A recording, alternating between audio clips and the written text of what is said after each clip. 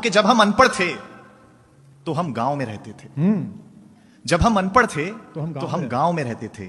हम पढ़े लिखे हो गए तो तनाव में रहते हैं। अच्छा। जब हम अनपढ़ थे तो हम गांव में तो रहते अंधेरे में रहते थे। बिजली नहीं होती थी उस वक्त। महसूस करेगा अगली पंक्ति पर। जब हम अनपढ़ थे तो अंधेरे में रहते थे। हम पढ़े लिखे हो गए तो लोगों को अंधेरे में रखने लग गए। जब हम अनपढ़ थे तो अपनों के लिए जीते थे।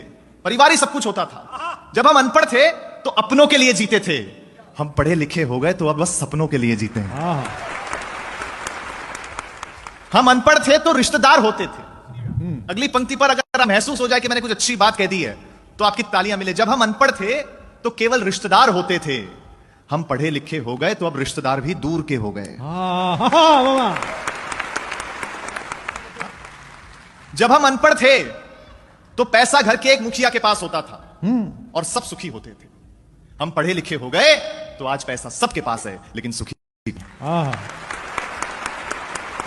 जब हम अनपढ़ थे तो परिवार ही बैंक बैलेंस हुआ करता था। हम पढ़े लिखे हो गए तो बैंक बैलेंस के चक्कर में परिवार का बैलेंस ही खो गया। हाँ।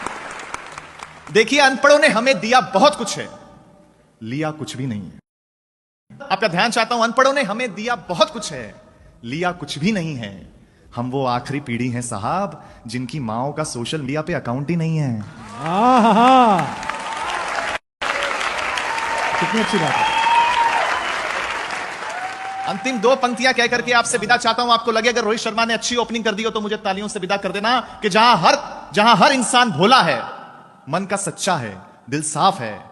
जहां हर इंसान भोला है, मन का सच्चा है, ऐ शहर तुझसे तो मेरे अनपढ़ों का गांव ही अच्छा है। बहुत बहुत धन्यवाद।